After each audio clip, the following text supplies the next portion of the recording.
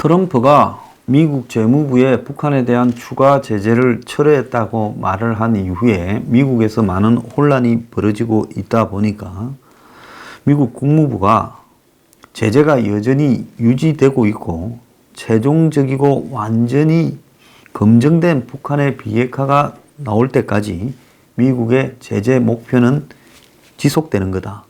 그러면서 최근에 이제 무슨 천리만이 뭐니 스페인 대사관을 이렇게 습격한 것으로 알려지고 있는 반북단체 자유조선이 이 범행을 시인하는 성명을 발표했는데 미국하고는 관계없다라고 입장을 발표했습니다. 미국 CIA가 뒤에서 이렇게 개입되어서 스페인에 있는 북한 대사관을 털어서 거기에 김혁철이가 대사를 지냈죠. 그래서 여러 가지 주요한 정보를 빼간 거 아니냐라는 부분에 미국은 관여가 되지 않았다라고 공식적으로 말을 했습니다. 자, 그리고 제재 철회가 이루어질 예정이냐라는 기자들의 질문에 자, 구체적인 사안은 재무부에 문의하라고 국무부는 재무부에다가 넘겼는데요. 지난주까지 발표된 제재는 그대로 유지된다라는 부분에 대해서는 확답을 절대적으로 그렇다라고 말을 했습니다. 미국 재무부가 지난 21일 날도 중국 선박회사 2곳을 제재에 추가를 했고 또 트럼프도 22일 날 이걸 철회하는 것처럼 이야기를 했지만은 이미 있었던 제재에 대한 철회는 아니다라는 겁니다. 그러니까 새로 더 제재할 것을 안 했다라는 쪽으로 최종적으로 해석되고 있습니다. 자, 그런데 북한이 함경남도 신흥이라는 곳에서 기습 타격용 고체 연료 미사일을 갖다가 이렇게 움직이고 있음이 노출됐다는 겁니다. 우리 군 당국은 북한 이 함남 신흥 일대에서 미사일과 관련된 통신 신호가 이렇게 주고받는 것을 포착이 되었다라고 이야기를 했는데요. 최근에 한반도에 투입된 미군 정찰기에서 이렇게 포착한 걸로 알려지고 있습니다. 그럼 그렇지 한국 정부가 북한의 무슨 도발 움직임을 포착할 그런 집단이 아니지요. 그래서 북한의 이 중거리 탄도 미사일 이자 액체 연료 미사일인 무수단 미사일 기지가 있던 곳인데요. 그런데 북한이 여러 차례 발사에 실패했던 무수단 대신에 고체 연료 미사일 공장과 미사일 보관 기지로 바뀌었다라는 이야기가 있습니다. 근데 액체 연료는 이제 발사 전에 거기에다가 액체를 주입해야 되죠. 그러니까 액체를 넣는 시간이 30분 이상 걸려 인공위성을 피하기가 어려운 단점이 있는데요. 고체 연료 미사일은 순식간에 고체 연료 미사일 한마디로 이 패키지를 끼워 넣어 버리면 되는 겁니다. 그렇기 때문에 빨리 이렇게 미사일을 발사가 가능하죠. 그러니까 인공위성에 포착되기 전에 선제적으로 발사가 가능한 장점이 있습니다. 그래서 북한이 이 고체 연료 미사일을 개발해서 미국에 포착되지 않고 선제적으로 발사하는 기술에 대해서 매우 집중적으로 노력을 해왔고, 자, SLBM에서 고체 연료를 2016년에 테스트한 이후에 2017년에도 이제 지상에서 쏘는 준중거리 미사일 등의 고체 연료를 갖다가 넣어서 쏘는 것을 갖다가 계속 테스트해 왔다는 겁니다. 그래서 지금 북한이 고체 연료 미사일을 움직이고 있는 것은 미국이 감시를 하고 있지만은 우리는 미국 감시를 뛰어넘어서 아주 잽싸게 고체 연료 미사일을 지하에 있는 이동식 발사대를 끌고 나와가지고 그 트레일러 같은 긴 트럭 있잖아요. 그 트럭을 숨겨놨다가 갑자기 어디서 튀어나와서 바로 고체 연료를 싣고 쏴버리면 그 과정이 불과 몇 분이면 끝나니까 거기에 이제 과연 미국이 대응을 제대로 할 수 있겠느냐. 인공위성이 포착하고 또 사드나 이런 요격망이 작동을 하고 그렇게 될 수 있겠느냐라는 부분에 대해 북한이 지금 미국을 자극시키고 있는 거예요. 그래서 기지는 한마디로 북한이 기습적으로 미국에다가 이렇게 미사일을 쏘려는 용도로 지금 개발되고 있는 걸로 보이고, 미북 회담이 지금 결렬되고 난 이후에 이걸 슬슬 움직이면서 노출을 시키는 겁니다. 그래서 북한이 우리가 여차하면 이동식 발사대의 고체 미사일 패키지로 날려버릴 수 있다 하는 이 겁을 미국을 향해서 주고, 그러니까 양보를 하고 우리하고 빨리 다시 협상을 하자, 이런 이야기를 하고 있는 겁니다. 그런데 미국은 북한을 보란 듯이 ICBM을 동시다발로 요격하는 테스트를 성공시켰습니다. 미국 본토에서 한 6,500km 떨어진 곳에서 발사된 이 ICBM 한 개가 아니고 여러 개를 동시다발로 요격하는 것을 보여줌으로써 북한이 우리한테 기어코 도전하고 도발한다면 우리는 너네들이 쏜 미사일이 미국 땅에는 하나도 안 떨어지게 만들 수 있다. 지금 둘이가 이제 미사일을 가지고 위력 시위를 각자 하고 있어요. 빨리 날릴 수 있다. 너네들한테 안 들키고, 너네들이 아무리 안 들키고 쏴봤자 땅에 떨어지기 전에 우리는 공중에서 여러 발 쏴도 동시에 여러 발을 다 떨어뜨릴 수 있다.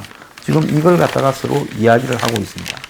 반기문 유엔 사무총장이요, 현 상태에서는 본격적인 남북 경협이 불가능하다. 허상에 기초한 남북 통리 바퀴는 헛도는 거다. 그래서 북한의 비핵화는 빅딜로 가는 것이 유일한 답이다라고, 그래도 전직 유엔 사무총장 다운 경륜으로 점잖게 한마디를 했습니다. 북한이 완전한 비핵화에 대한 한미 생각을 모를 리 없지만은 대북 제재로 인한 경제 위기를 모면하고 모호한 표현으로 시간을 끌고 있다. 이렇게 이야기를 하며 흠집이 나 있는 한미 동맹을 빨리 수선하고 강화해야 된다. 이렇게 말을 했습니다.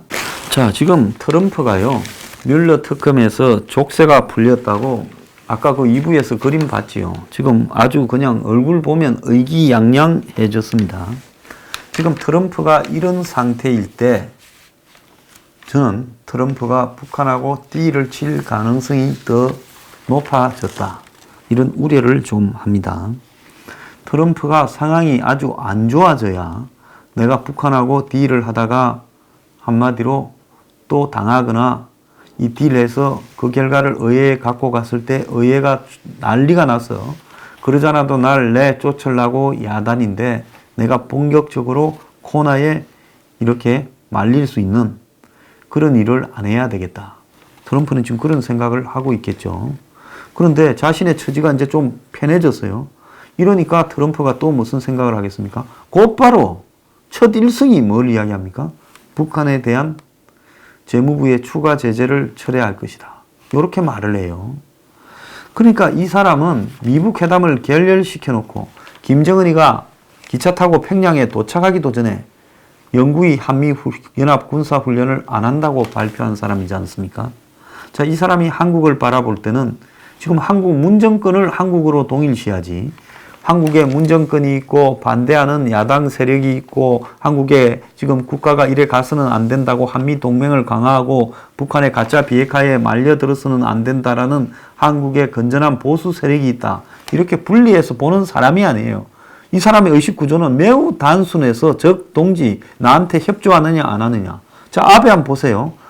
자기가 북한하고 문제를 풀어가면서 그렇게 아베가 트럼프 집권 초창기부터 미국에 투자하고 돈을 얼마 쓰겠다 하고 50조 카드를 들고 갔지 않습니까? 제일 먼저 미국 갈 때요. 트럼프 당선 직후에 플로리다 마라라고 리조트에 갔을 때 2박 3일간 할 때 50조라는 선물을 들고 갔습니다.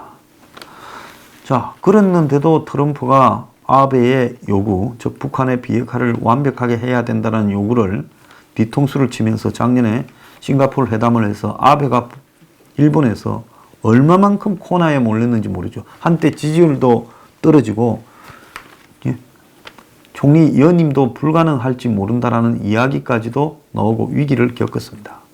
그런데 이제 아베가 다시 그 위기에서 회복이 되었는데 트럼프가 하노이 회담을 깬 뒤에 제가 4월 27일 날 아베를 또 마라라고 리조트에 불러가 다시 자기 부인 생일인데 그 생일 파티를 같이 하고 골프 치자고 했다는 거 아닙니까? 그럼 뭘 이야기하겠어요? 자, 트럼프라는 사람은 아베는 이게 뭐 생길 게 있다. 기브앤테이크가 되는 사람이다. 그리고 내가 뒤통수를 쳐도 참을 줄도 안다. 그리고 기본적으로는 저 친구는 말이 한결같아. 그러니까 아베에 대해서 또 트럼프가 그동안에 지가 한 미안한 것도 있고 하니까 잘 합니다. 그런데 한국에 대해서는 지금 상당히 우습게 보고 있지요. 문 정권 자체를 우습게 보고 있고 거기에 강경화부터 시작해서 정의용부터 서훈, 미국이 지금 다들 사람 취급을 안 하고 있다고 저는 보고 있습니다. 이런 상황에서 다 라이어라고 공개적으로 말을 하고 있잖아요.